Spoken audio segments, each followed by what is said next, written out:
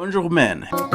Bonjour Men, une émission qui se concentre sur l'actualité des immigrés et des communautés hôtes dans le Maine.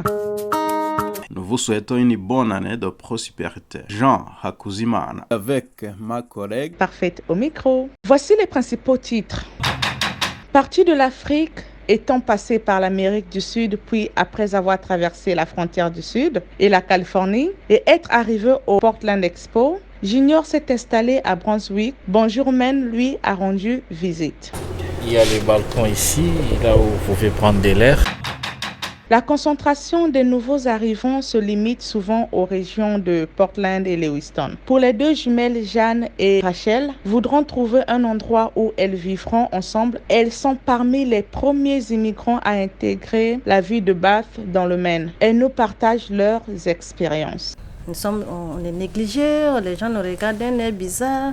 D'autres demandent comment vous avez fait même pour arriver à Bath ici. Chacun veut savoir quelque chose. L'association Cocomeni nous fait le point sur la campagne de vaccination qui a eu lieu dans leur bureau à Portland. Elle lance un appel aux partenaires, leur demandant de prendre en compte la légitimité des communautés des immigrés quand ils veulent offrir des services atypiques. Les détails dans un instant. This program is sponsored by Maine Humanities Council, a statewide nonprofit that uses books, poetry, and big ideas to bring people together to discuss issues of importance. Maine Humanities Council offers facilitated discussion projects, speaker events, grant funding, and more. Maine Humanities Council would love to work with you to bring programming to your organization and your community. Please visit mainehumanitiescouncil.org to learn more. Bonjour Men, merci de nous prêter votre oreille attentive. C'est après un long parcours l'Afrique, l'Amérique du Sud, puis après avoir traversé la frontière américaine du Sud et la Californie, puis s'être installé au Portland que Junior vient de s'installer à Brunswick. Un voyage qui a duré plus d'une année. Bonjour Men lui a rendu visite dans son nouvel appartement. Il y a les balcons ici, là où vous pouvez prendre de l'air. C'est ça. Wow. Comment est-ce que vous trouvez le balcon? Non, c'est très beau, c'est très bien. Et Et puis, ici, c'est les salons. La table à manger. Ici, c'est quelque part où on peut garder des histoires comme des provisions, des histoires à manger, tu vois, les histoires. Et puis, la dernière pièce, c'est la chambre à coucher. alors, votre nom. Mon nom, c'est Junior Vango. Et vous êtes arrivé depuis quand? Ici aux États-Unis, Oui, j'ai atterri les États-Unis depuis le 6 janvier de l'année en cours. l'année en cours. Oui. Wow, donc vous êtes là, ça fait presque une année. Presque une année, bien. Et maintenant, vous avez une maison que vous appelez la vôtre. Oui, maintenant, j'ai une adresse, quoi. Une adresse. Oui. Peux-tu nous faire un parcours depuis votre arrivée jusqu'à maintenant? Et nous sommes entrés par la Californie, là-bas. Et on a fait 2 jours à la détention, c'est-à-dire d'ici au 8 janvier. Et après, nous sommes sortis de la détention pour venir à l'hôtel, toujours en Californie. À l'hôtel, je fais une semaine. Non, j'ai fait 4 jours. Parce que j'ai quitté Californie le 12 janvier pour arriver ici à Maine le 16 janvier. Parce que je suis venu de BIS. J'ai fait 4 jours. Oui, je suis venu. Depuis que je suis venu, j'ai fait 2 mois chez une connaissance, une famille à Lewiston. Et puis, depuis là-bas, je suis venu au shelter, au foyer. Donc, j'ai fait 9 mois au foyer. C'est depuis le 15 mars que j'étais au foyer. Et ici, je suis entré le 15 décembre. Donc, 9 mois au foyer. Alors, c'était terrible, c'était pénible. Mais on a patienté parce qu'on avait confiance. Et on savait qu'un jour, on aura notre propre résidence. Et grâce à mon frère Jonathan, qui chaque fois m'appelait, m'encourageait, non, soyez calme, vous allez entrer, soyez calme. Et le moment venu, il est venu nous prendre pour nous amener ici. on nous donne nos nourritures africaines. Voilà, là-bas, comme on était mélangé avec les Américains, on était obligé de manger seulement leur nourriture. Mais ici, quand même, on a amélioré. C'était bon. C'est bon quand même, par rapport au premier endroit. Et cette réception-là que vous avez reçue depuis votre arrivée, comment est-ce que vous jugez ça? Ici? Oui. Non, vraiment, c'est fantastique. C'est vraiment fantastique. Depuis le premier jour jusqu'à aujourd'hui, nous avons été bien accueillis par les staffs, les dirigeants. Et c'est chose étonnante, ils nous aident aussi à avoir un emploi. C'est ça, ils sont toujours derrière nous. Hier, on était dans une réunion de concertation. C'était bien. On apprend à comment vivre dans notre nouvelle ville, c'est ça. Quand vous réfléchissez sur la vie d'outre-mer, la vie en Afrique, et puis comment vous avez quitté l'Afrique, et maintenant ça fait une année, vous commencez vos premiers espoirs, je dirais. Est-ce que vous pensez que, comment est-ce que vous jugez ce parcours? Ce qui se passe ici en Afrique, ça ne se fait jamais. Hein. En Afrique, des opportunités pareilles, en Afrique, il n'y en a pas. On vous donne une maison, restez d'abord comme ça, et puis après, vous allez commencer à payer. Vous voyez, en Afrique, c'est pas ça. Si vous voulez une habitation, vous devez payer au départ. Les soins de santé, la santé aussi, c'est vraiment différent de chez nous là-bas d'où nous venons. La prise en charge, je ne travaille pas, mais au moins chaque mois, l'État me donne quelque chose pour la nourriture, vous voyez. C'est bien. Mais aussi par rapport à ce qu'on a fait, donc on a quitté pour une raison. Donc maintenant vous vous sentez à l'aise, en paix Oui, je me sens en paix. Je me sens en paix parce que moi, par exemple, mon asile, c'est politique, quoi. C'est politique. Je me sentais déjà en danger au pays parce que j'ai été attaqué même une fois. Oui. Donc, dès que je suis sorti et je suis arrivé ici, je me suis dit oui, j'ai trouvé un bon refuge. Maintenant, vous êtes ici à Brunswick. Vous pensez que ça va être facile de s'intégrer? On m'a dit que déjà que vous étiez dans votre première interview, quoi. Donc, comment ça a été? Bon, rien de plus bon et facile dans ce monde. Hein. Donc, il n'y a pas quelque chose de facile. Je sais que ça ne sera pas facile pour y habiter. Mais on va quand même tenir les coups. Ouais, je viens de passer mon interview. Quant à moi, je dirais que c'est bien passé. Parce que j'ai vu l'interlocuteur se réjouir de mon intervention. Mais je ne sais pas. C'est pourquoi j'ai dit à mon frère Jonathan d'essayer d'appeler un peu là-bas pour sonder si ils m'ont apprécié ou pas. Mais est-il qu'ils m'ont promis quelque chose de bien? C'est quoi le travail? Bon, le travail jusque-là, je n'ai pas vraiment beaucoup d'idées, mais je pense que c'est un travail de gardiennage, quoi. Surveiller, vous voyez, surveiller les gens, vous voyez, prendre soin des personnes avec des problèmes mentaux. Et maintenant, avec votre maison, il me semble que c'est neuf, il n'y a pas de matériel suffisant. Comment est-ce que vous allez vous débrouiller? Bon, avec le travail, je pense que je vais m'en sortir parce que c'est le travail qui rend l'homme responsable, indépendant. Quand j'ai mon travail, quand je travaille, j'aurai tous les moyens ou tous les atouts pour avoir tout ce qui manque ici. Oui, mais je crois qu'il y en a déjà tout. Dans un premier temps, on va chercher peut-être une télévision pour un peu se distraire. Nous avons encore des gens qui sont chers terre, qui sont dans des situations pareilles, sans maison. Quel est votre message à eux? Je les encourage toujours à tenir ferme, à être patient, parce qu'il y a une chose que j'ai appris ici aux États-Unis, c'est la patience. Brunswick, une ville majoritairement blanche, a commencé à s'ouvrir aux immigrés, notamment aux demandeurs d'asile, durant l'arrivée massive des immigrés d'Aromène en 2020. Une concertation d'efforts par différents partenaires a fait que le Brunswick a entrepris la construction de maisons afin de faciliter l'accueil de ces demandeurs d'asile. Jonathan François est parmi les agents communautaires travaillant pour Immigrant Resource Center afin d'aider les nouveaux arrivants. Il nous explique comment les personnes comme Junior vont pouvoir poursuivre leur vie à Brunswick après avoir enfin obtenu un logement. Comme c'est une portion du service que nous offrons à la communauté, alors il se fait que les échelons sont bien sûr encore nombreuses, mais je pense que pour l'instant, une chose qui doit se concentrer, c'est d'abord la langue.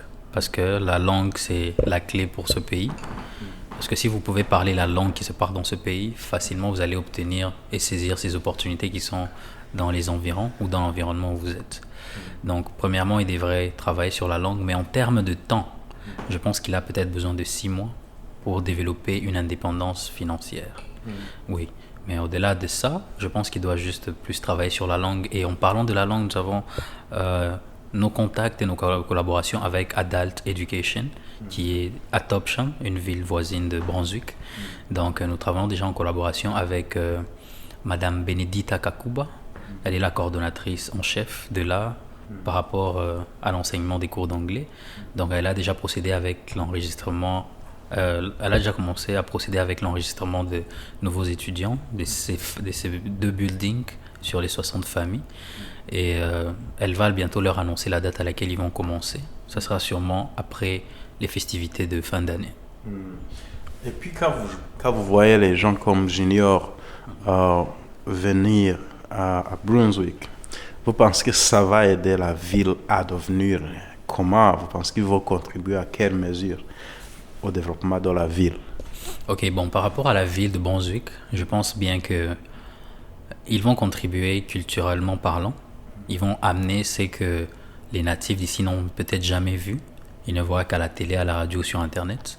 Ils vont ramener les compétences. Ça peut être parler 3 langues, parler 4 langues. Ça peut être un domaine spécifique que l'immigrant X ou Y a appris hors des États-Unis. Il peut ramener ce plus-là.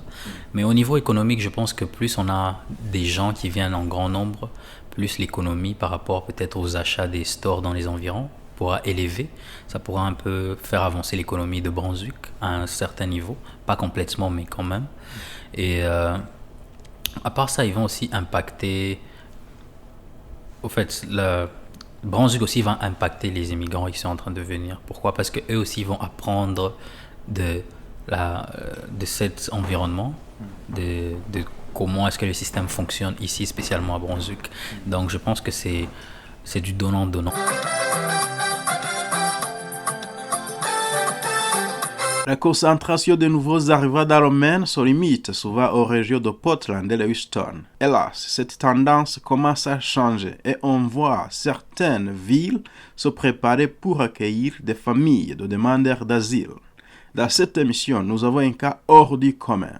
Deux jumelles, Jeanne et Rachel, sont arrivées dans le Maine depuis le Burkina Faso. Le manque de logement a fait qu'on a dû les séparer. Il est très difficile de séparer les jumelles normalement. Mais on a entendu qu'une ville lointaine souhaitait commencer à accueillir les gens. La ville était basse. Les jumelles n'ont pas hésité à sauter sur cette opportunité qui allait les réunir à nouveau.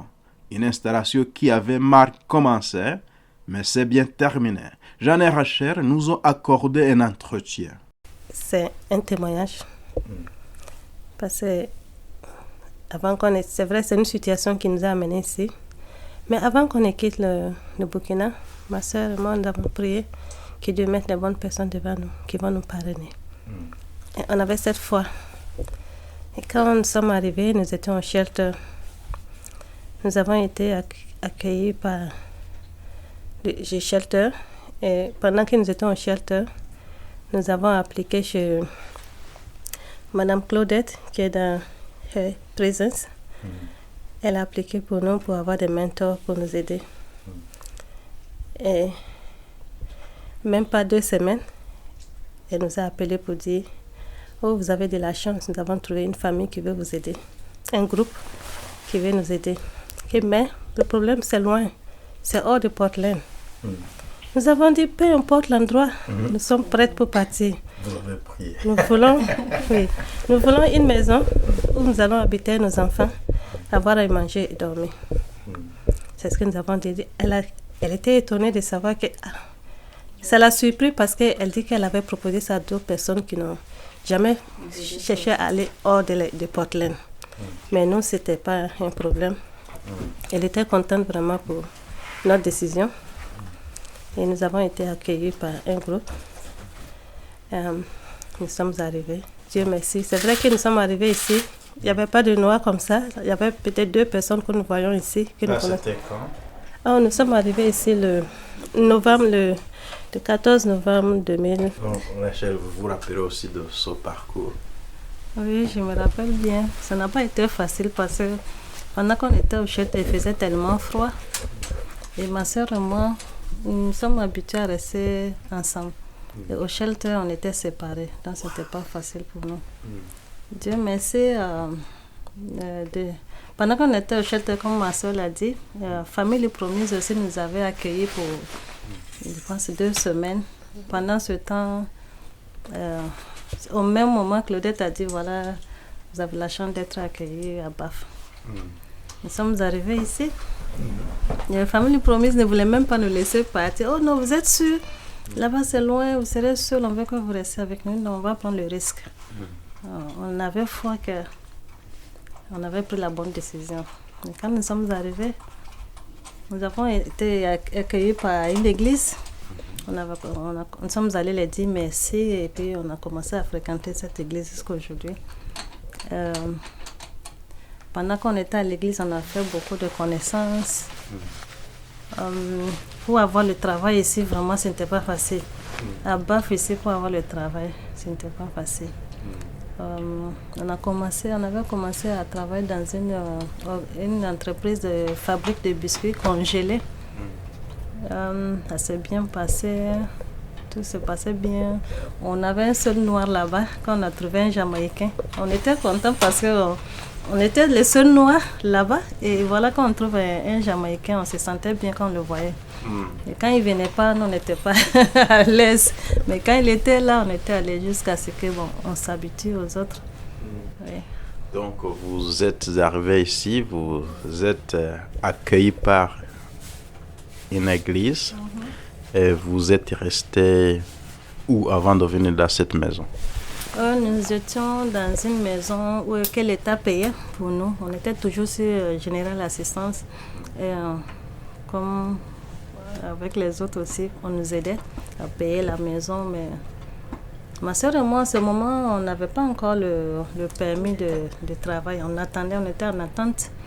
Les chefs, on allait prendre nos vouchers, on revenait. Et la maison, City Hall s'en occupait. C'était dans une agence. Et la maison, c'était 3 chambres salon. En son temps, c'était à $950. Et un beau jour, on nous envoie une note pour dire, oh non, vous avez $2000 de pénalité à payer. Wow. Nous, on était surpris. On dit, mais qu'est-ce qui s'est passé? On ne comprend pas. Et finalement, on a essayé de comprendre. L'agence a dit, non, ce n'est pas de votre faute. Vous n'avez rien à voir avec. C'est la mairie qui ne fait pas son travail. Ils payent toujours en retard. Donc, bon, on a essayé de trouver des solutions. Il n'y a pas d'arrangement. Maintenant, ils viennent vers nous quand on trouve une solution. Où on allait avoir les $2000. On ne savait pas où. Donc, est-ce que vous vous rappelez comment les $2000 se sont accumulés? Vous savez comment ça s'est accumulé? Parce que chaque mois, la mairie payait en retard. Ils ne payaient pas l'agence à temps. Donc, à chaque mois, ils se sont plaints là-bas. Et la mairie, ça continuait. Et nous-mêmes, quand nous avons été pour comprendre, nous avons un arriéré de $2000, ils ont dit, c'est pas un problème, cherchez une autre maison. Cherchez une autre maison pour habiter parce que c'est comme ça. Je peux imaginer ça pour quelqu'un qui vient d'arriver, puis on vous dit $2000, vous n'avez même pas des sous qui restent. Comment est-ce que vous vous sentez dans cette situation? On était vraiment mal parce qu'on connaît la vie d'ici. Comment est-ce que les gens peuvent se retrouver dehors si tu ne payes pas la maison? On avait déjà ça en tête depuis que nous sommes arrivés. Donc on ne voulait pas que ces choses-là nous arrivent. On se posait des questions. Qu'est-ce qu'on va devenir, surtout avec les enfants? Et on avait un professeur d'anglais qui nous encadrait et comprenait le français et nous avait accompagnés à la mairie pour mieux comprendre. Oh non, si vous ne pouvez pas, il faut quitter, chercher une maison de 2 chambres salon. Et le professeur a dit, elles sont 6. Vous-même, c'est logique que 6 personnes habitent dans deux chambres salon. Et finalement, nous sommes revenus à la maison, il n'y avait pas de solution. On était là, on regardait. Ma soeur et moi, on s'est mis à prier avec les enfants. On a prié, surtout la prière est importante. Et on était un dimanche. Avant que ces problèmes ne surgissent, le couple qui nous avait accueillis ici à l'église, il nous avait dit qu'il ne pouvait plus nous aider parce qu'il y avait une autre famille africaine qui venait d'arriver, donc il ne pouvait plus nous rendre service, même nous amener à l'église. Et pourtant, c'est eux qui étaient, au début, ceux qui nous avaient accompagnés à la mairie, eux qui pouvaient tout comprendre. Donc, à l'église, il y avait un couple aussi qui avait commencé à nous fréquenter. Avant même qu'on ne vienne à Baf, ils nous envoyaient des petits cadeaux de Noël pour les enfants, de froid, les vêtements de froid et des gants pour les enfants. Et quand nous sommes arrivés, on a fait leur connaissance. Ce couple a dit, ok, si l'autre couple ne peut pas venir vous chercher pour vous amener à l'église, nous allons le faire. Comment est-ce que la vie, ça se passe, le travail, l'éducation des enfants, tout ça, l'intégration, donc on peut en parler. L'intégration ici, pour nous, je peux dire que ça n'a pas été dur pour nous. Parce qu'avant même de venir visiter la ville, ils avaient pris un rendez-vous pour rencontrer l'école. L'école aussi avait sensibilisé les élèves par rapport à nos enfants parce qu'ils sont noirs. Et ça s'est bien passé. Les enfants sont venus, ils n'ont pas eu de problème avec les autres camarades à l'école. Les enseignants, je peux dire que c'est par rapport à l'éducation de nos enfants. Ils sont sages, donc si l'enfant ne fait pas de bêtises, les autres ne vont pas le respecter, ils vont pas le provoquer. Donc, l'intégration, aller au marché, souvent on avait peur. Aller dans les grosseries, on avait toujours peur. On a un mentor ici qui s'appelle, un mentor qui a fait le Burkina en son temps, qui était toujours là quand on a besoin d'aller au store. On dit viens. Avec lui, on était plus rassurés. C'est un Américain, mais comme on parle le français, il a fait le Burkina, donc on était plus à l'aise avec lui quand nous allons dans les stores. Parce que souvent quand on va dans les stores, on est négligé, les gens nous regardent d'un air bizarre. D'autres demandent comment vous avez fait même pour arriver à Baf ici. Chacun veut savoir quelque chose. Et quand le parrain était là avec nous, notre mentor, tout se passait bien. Et c'est comme ça, on a un peu, on a commencé à s'habituer. Au fur et à mesure, on a commencé à aller nous-mêmes. On a commencé à nous débrouiller nous-mêmes. Et puis finalement, on peut dire qu'à Baf, en tout cas, beaucoup de gens nous connaissent à travers nos enfants. L'école primaire, nos deux grandes filles sont les premiers enfants noirs là-bas. Leur histoire est dans cette école. C'est vraiment une action de grâce. L'église est notre première famille ici. Ils nous ont toujours soutenus, ils ont toujours été auprès de nous. Dans les moments difficiles comme dans les bons moments. Ils prennent vraiment, ils sont là pour nous. L'église. Oui. Juste un extrait de cette longue histoire que vous pouvez trouver bientôt sur notre chaîne YouTube Amjamba Africa. Bonjour Men, une émission qui se concentre sur l'actualité des immigrés et des communautés hautes dans le Maine. L'association Cocomaine a récemment organisé une campagne de vaccination en collaboration avec Northern Light Health. La campagne de vaccination s'est produite dans leur bureau de Portland. Le président de la Cocomaine, Mardoche Mbongi, lance un appel aux personnes qui veulent des New Mainers en leur demandant qu'ils se servent de la légitimité des communautés des immigrés, comme l'a fait Cocomaine, Mardoche. Clinique communautaire pour la vaccination contre la grippe et le Covid-19 que nous avions eu, c'était la première édition, ou je veux dire la première tranche a eu lieu le mardi 14 novembre 2023, de 13h30 à 15h30. L'objectif est celui de pouvoir régulariser ça. Chaque fois qu'il y a nécessité climatique, la saison, que nous ayons ainsi des cliniques de vaccination régulières afin qu'on fasse participer un grand nombre de membres de la communauté à cette nécessité, parce que beaucoup n'accèdent pas au vaccin à défaut de l'information, même s'il y a des CHWs, Community Health Workers, partout.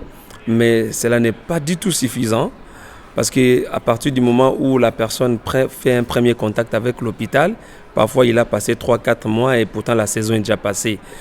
Alors nous, la COCOMEN, avec toutes ces différentes organisations, Maine Health, Northern Life et Private Maine, toutes ces organisations, nous leur avions fait comprendre la nécessité pour nous d'accompagner cette activité afin que tous ceux qui n'ont pas chaque fois l'opportunité, à défaut de l'information, qui ne leur parviennent pas parce qu'ils n'ont pas été informés, mais c'est parce qu'eux n'avaient pas compris la nécessité de cette vaccination, que ceux-là participent. Et voilà que nous avons eu cette première édition et nous continuons à travailler avec eux de manière à pérenniser ça et que chaque fois que le besoin est là, la COCOMEN doit être les cadres. Nous avons eu ça, je signale, dans les locaux de la COCOMEN. Ces organisations s'étaient déplacées avec tout l'arsenal des matériaux, les infirmiers également, ont élu domicile le bureau des COCOMEN pour dérouler cette activité et c'était impressionnant. En termes d'impact, nous avons eu une très grande participation. C'était au-delà de nos attentes. Je ne connais pas les chiffres, mais justement par des fiches de présence, ce jour-là, nous avions eu près de 40 personnes qui s'étaient enregistrées sur nos fiches de présence, nonobstant le fait que pour la plupart des cas, ceux qui ne sont pas habitués à venir dans notre bureau ne s'étaient pas enregistrés sur nos fiches. On reviendra simplement à Maine Health et puis Northern Lights, peut-être de nous partager le nombre total des participants. Moi-même, j'en étais le premier bénéficiaire, j'ai eu mon vaccin ce jour-là. Mais comment est-ce que vous voyez la communauté s'opposant entre les providers ou les gens qui donnent des services de santé et puis la population qui n'est pas concernée? Vous pensez que la communauté peut jouer quel rôle pour convaincre les deux côtés? Oui, la communauté doit en premier lieu rassurer les providers que nous sommes the gateway, la passerelle, parce que nous avons établi une confiance avec le membre de nos différentes communautés et je parlais plutôt de la communauté immigrante. Et cette confiance permet à ce que lorsque nous communiquons et que les gens apprennent de nous, ils savent que c'est leur semblable qui leur parle. Ils comprennent ça autrement parce que c'est un problème de culture qui se pose, pas un problème de langage forcément. Et maintenant, à ce qui concerne le providers, de rester en contact permanent avec nous pour que nous puissions servir de cette passerelle. This program is sponsored by Maine Humanities Council, a statewide nonprofit that uses books, poetry, and big ideas to bring people together to discuss issues of importance. Maine Humanities Council offers facilitated discussion projects, speaker events, grant funding, and more. Maine Humanities Council would love to work with you to bring programming to your organization and your community. Please visit mainehumanitiescouncil.org to learn more. Africa. Tengera, tengera, tengera, Africa. Tengera, tengera, tengera, Africa. Tengamara, tengamara, tengamara, Africa. Tengamara, tengamara, tengamara, Africa. Et voilà, nous sommes à la fin de cette émission et nous vous remercions sincèrement de nous avoir prêté une oreille attentive. Avez-vous une histoire pertinente dans la communauté? Appelez-nous ou envoyez-nous un message à amjamboafrica@gmail.com. Jean, Parfaite au micro. à la prochaine émission. Prenez soin de vous. Ciao.